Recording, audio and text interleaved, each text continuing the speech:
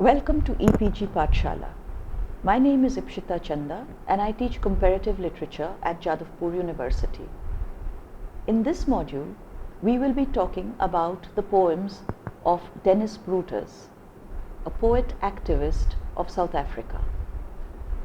During this talk, we will also be considering the apartheid situation in South Africa and how that influenced creative literary production there. Let us begin with an overview of the life of Dennis Brutus.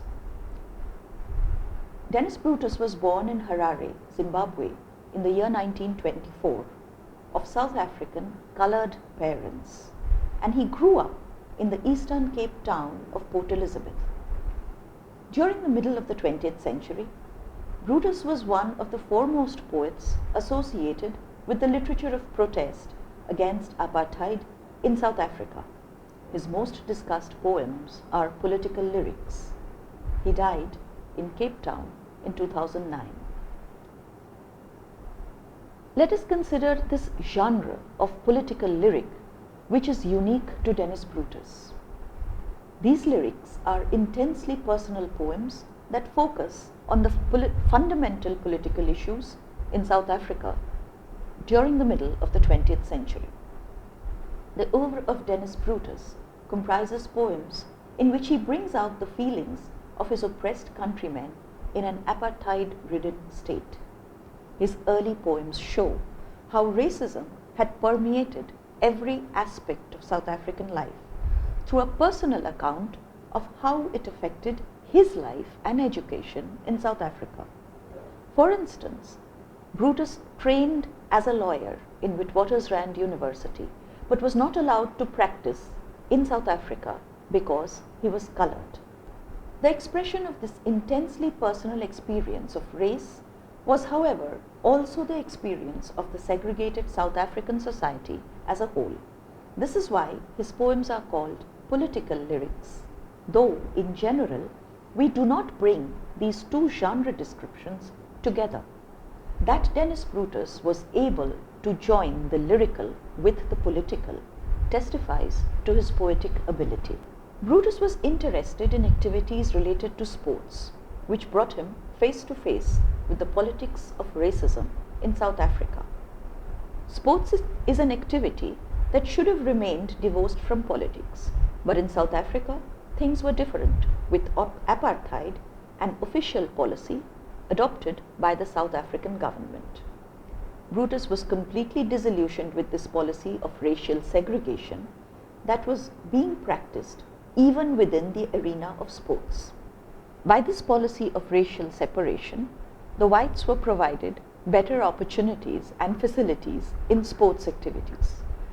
Brutus was instrumental in founding the South African Sports Association in 1959 in order to overcome racial discrimination. Initially, the government ignored his activities. Ultimately, they banned him both from politics and from writing.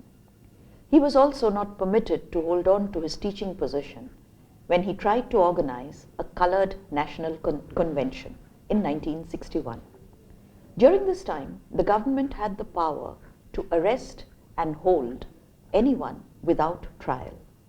In 1963, Brutus, even though he was banned, had attended the meeting of the South African Olympic Committee held at Johannesburg.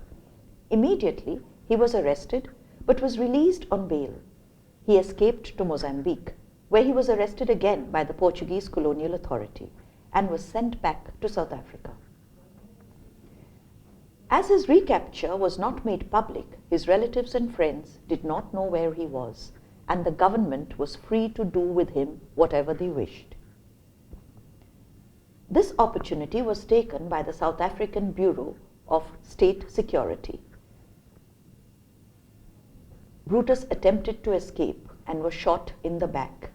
After his recovery, he was sentenced to 18 months imprisonment in the dreaded Robben Island. What is apartheid? We need to understand this because it is central to Brutus's poetic sensibility. It was under this condition of political, social, and economic repression as practiced by the state that the literary activity of Brutus came to the fore. The repressive legislation in South Africa had hindered the work of the literary artist. Various acts were passed which had censorship provisions, revealing the South African government's desire to control the freedom of expression among the people. For instance, there were the Entertainment Censorship Act of 1931, the Customs Act of 1955, the Extension of University Education Act of 1959, Unlawful Organizations Act 1960, Publication and Entertainments Act 1963, General Law Amendment Act also 1963. All these acts reveal how the public in general and the literary artist in particular had to work under an extremely stifling socio-political environment. The Publications Control Board not only decided what could be published, but also kept a watch on the activities of the writers. Hence, the content of the book did not always determine the possibility of its publication within the apartheid state. Under the given condition, it becomes amply clear that the writer cannot remain in an ivory tower or detached from the plight of the people and the injustice faced by them every day. This is the background of Brutus's major works. They give voice to the oppression of the people in South Africa due to the policy of racial segregation. They contain a sense of agony and frustration in the face of separation and violence, mental and physical. These relate the sufferings of the people who are victims of this policy of apartheid to the poet's personal experience of arrests, harassments, and imprisonments. In his poems, one witnesses his social responsibility as a South African poet. As Brutus had once remarked, "I think it is simply true that an artist, a writer, is a man who lives in a particular society and takes his images and ideas from that society." South Africa under apartheid was almost like a prison state whose only aim was to create a white utopia by controlling and repressing the people of other races. So, as Brutus says, in the condition of socio-political repression to which the South Africans were subjugated, the work of the literary artist is bound to express the very same suffering and oppression. The literary artist and the activist in South Africa consider it their responsibility to show the world the actual reality of the apartheid state. This is what Brutus does in all the collections of poems that he published. In 1963, while Brutus was sentenced to imprisonment at Robben Island, his first collection of poems was published by Mbari Press in Nigeria. This collection was called Sirens, Knuckles, Boots. As the name suggests, the poems in this collection show the atrocities of the apartheid regime and how it represses the people both physically and mentally. The apartheid state did not permit the political prisoners to write, but personal correspondence was permitted. Brutus used this leeway to write poems in the form of letters to his sister-in-law, Martha. Thus, Letters to Martha and other poems from a South African prison were published. After his release from prison, Brutus was under house arrest and his activities were tremendously curtailed. During this time, the South African government began to issue cancelled permits in order to get rid of politically undesirable people. These permits were given to people for a one-way ticket outside South Africa so that they could not return. Brutus took advantage of this and with his family he went into exile. Brutus became active in anti-apartheid protests all over the world. He was the founder and became the president of the South African Non-Racial Olympic Committee, also known as SANROC. He was instrumental in effecting South Africa's expulsion from the Olympic Games because of its policy of racial segregation in sports. This shows Brutus's intimate association with South African politics even while he was in exile. He went across the world with a political agenda against apartheid. He translated his experiences from these travels into poetry. His collection of verse, Poems from Algiers, was one such collection which deals with his experience of what it means to be an artist and a South African. The book was published in 1970. The next collection of poems, called China Poems, was published in 1975. In contrast to his earlier poetry, which maintained the simplicity of both form and structure, the China poems show a marked adherence to the haiku style of verse. It is generally considered that Brutus came in touch with the haiku style during his stay in Beijing.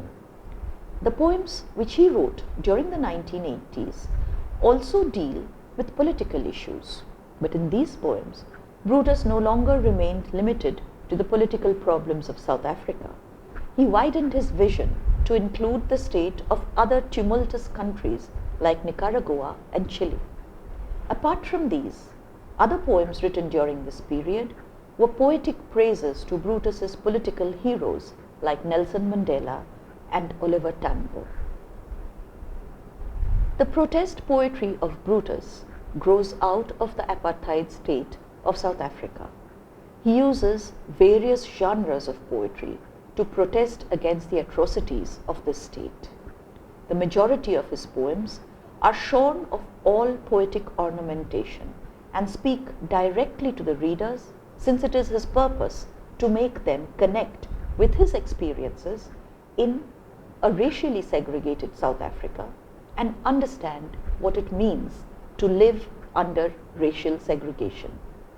Making the readers conscious of the history of his people is one of the concerns of this poet. Most of his poems are marked by brevity of style and an intense power of observation. There is a personal manner in which the poet speaks in his poems, and the terse and direct use of language addresses the readers more powerfully than ordinary speech. The imagery Brutus uses brings the material reality of an oppressive regime and the heroic resistance that gives human dignity to those who bear and challenge its atrocities.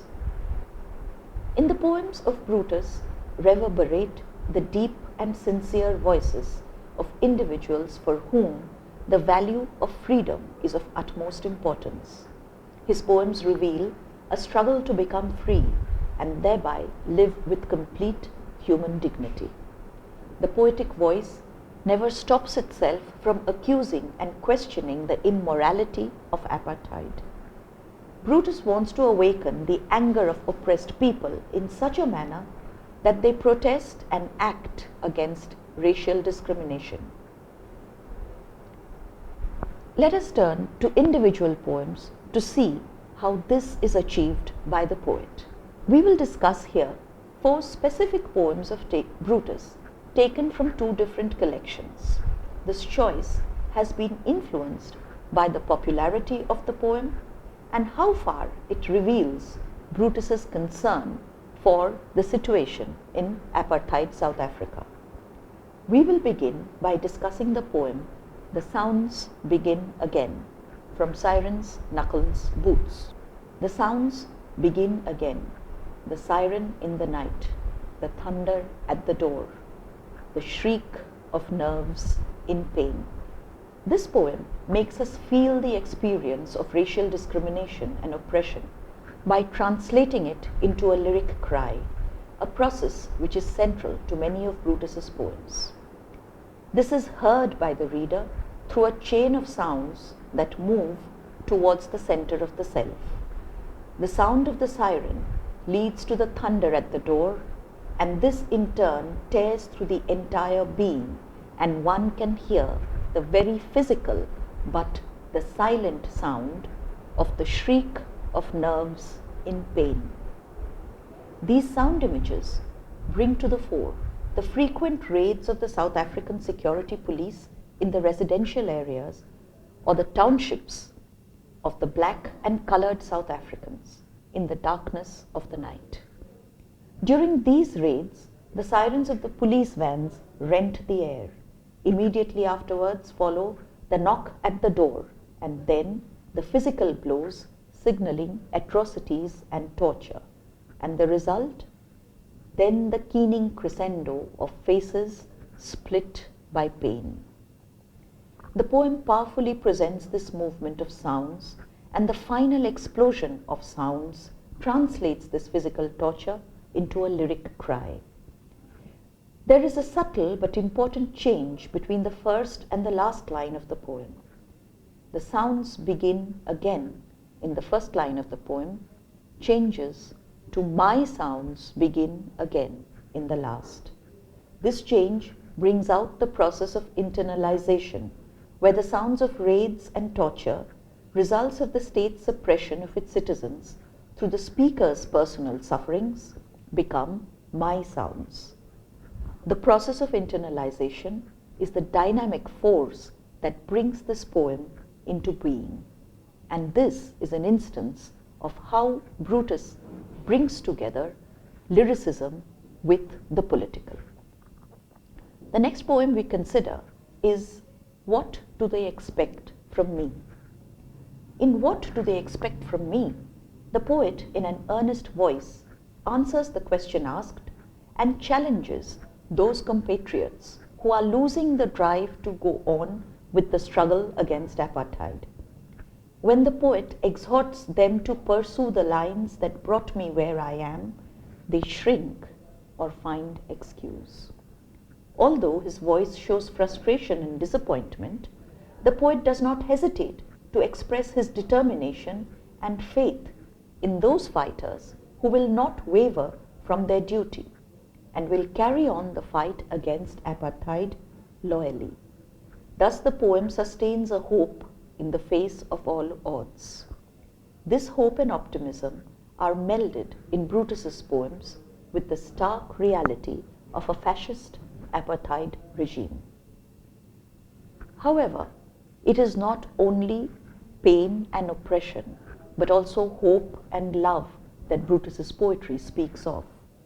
In Hold Me, My Dear, Hold Me, one finds this sense of optimism in the face of the torture and hardship that the poet experiences in prison.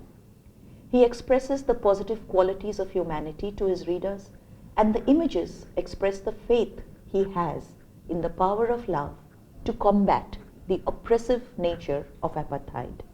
Thus he declares, "Let me be assured of this. Amid the buffets of metal is still a possible tenderness." This feeling of tenderness is a recurrent one in many of the poems of Brutus. Tenderness is an emotional quality which is essential for poetry and also for the survival of humanity. As Brutus says, somehow we survive, and tenderness, frustrated, does not wither. The experience of tenderness amidst all the carnage is important, and it announces the revival of human life. The poem then lists a series of oppressive injustices unleashed by the apartheid regime on the people. Investigating searchlights rake our naked, unprotected contours. Boots club the peeling door. The poem ends with a little variation of the beginning line. But somehow, tenderness survives. The survival of tenderness leads to the survival of a human voice in apartheid South Africa. Brutal torture has scarred the land with terror and has made the land and the people unlovely and unlovable. Yet, tenderness can survive. And from this comes the hope that the power of tenderness will one day decimate the atrocities of apartheid policy. In the poem, A Common Hate Enriched Our Love and Us, taken from the collection A Simple Lust, the poet says, hate gouged out deeper levels of our passion, a common hate enriched our love and us. The poem thus changes the torment of apartheid into an aesthetic of pain and heartbreaking hope in the power of love. Another poem, perhaps, brings out the transient nature of imprisonment. It reveals hope and it assures the people that if they have faith in themselves, they can achieve a future in which they will have what they are now deprived of. What exists at the present time is nothing in comparison to what they deserve. Thus, the poem subtly urges the people to fight for their rights with a positive hope. The poem Mob, also from A Simple Lust, describes a white mob attacking a group of black protesters and unleashing violence upon them. The poet here tries to weld his community together by transforming the brutality of the whites and the violence against blacks into passion. In the face of the discriminatory policy adopted by the apartheid state, Brutus desires to bind the community into a single unit. One can thus understand that although Brutus is writing poems protesting against apartheid, yet the poems are not all bleak and dark under the burden of suffering, pain, and racial discrimination. There is hope and a positive spirit that articulates a promise for better times and a faith in humanity. The poems of Letters to Martha are perfect examples of unadorned poems which have the power to capture and represent the horrors of imprisonment in apartheid South Africa.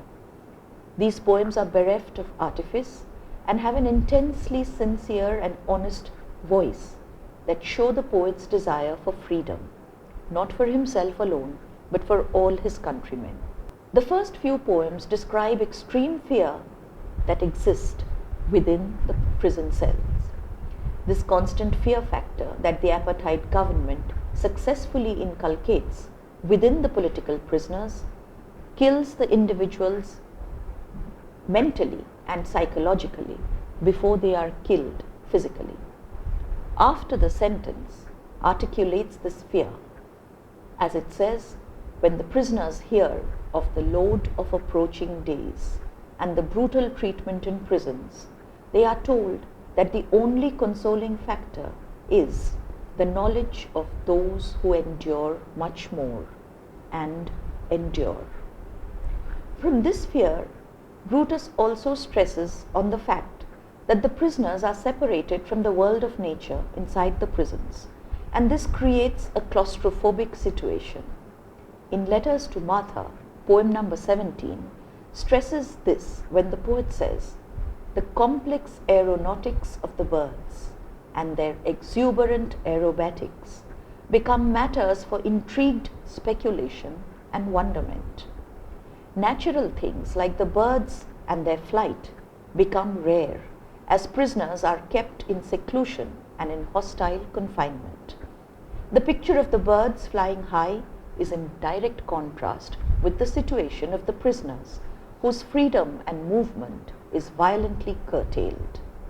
The very picture of the free birds makes the prisoners desirous of freedom, and they understand the value of being free." Poem number 18 from this collection also presents a similar situation, where the prisoner who wants to see the stars clearly through his prison window turns off the corridor light as it hinders his view of the sky. This audacity calls the guard forth, and the angry words of the guard are what the prisoner remembers. As Brutus says, "It is the brusque enquiry and threat that I remember of that night, rather than the stars." This remark epitomizes both physical and mental violence and the brutality that the non-white population in apartheid South Africa underwent. In another poem, On the Island 1, the poet says, "Cement grey walls and floors, cement grey days, cement grey time, and a grey susurration." The poem reveals the loneliness of the prisoner. On the other hand, the repetition of the words cement grey represents the completely bleak, emotionless and death-like coldness of the prison cells. It also brings out the monotonous and stagnant life of the prisoner, depriving him of his human qualities. This situation is emphasized in the last line of this poem. One is locked in a grey, gelid stream of unmoving time. While in exile, Brutus constantly wrote for the tortured and oppressed people of South Africa. In the poem, "In the dove-grey, dove-soft dusk," which comes from A Simple Lust, Brutus talks of the agonizing, poignant, urgent, simple desire simply to stroll in the quiet dusk. Since he is in exile and therefore free, he can fulfill this wish of his, but at the same time, he feels for his fellow blacks back home who could not satisfy their simple desires, as I do now and they do not. The last two poems we discuss in this module are I Am the Exile and A Troubadour, I Traverse All My Land, both taken from A Simple Lust, published in 1985.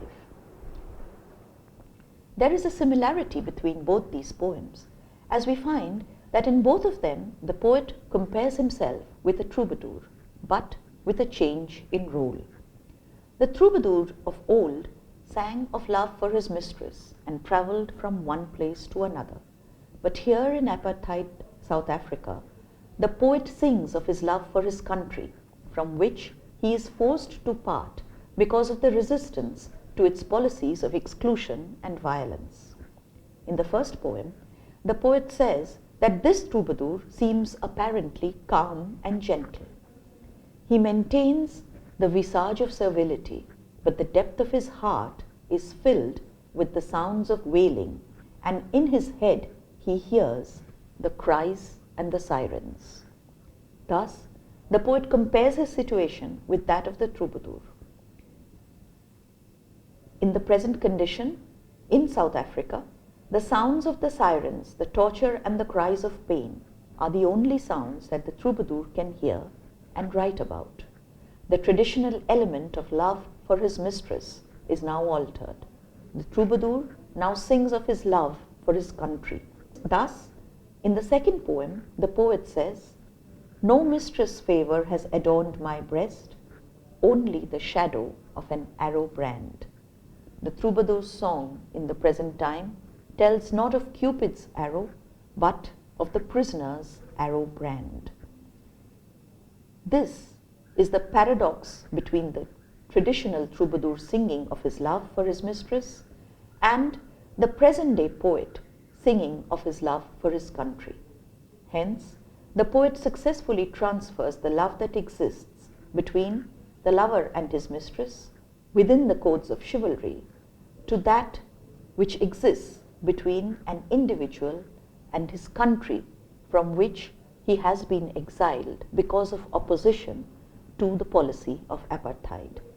Though Brutus is writing poems of revolt and protest, they are free from cliched descriptions.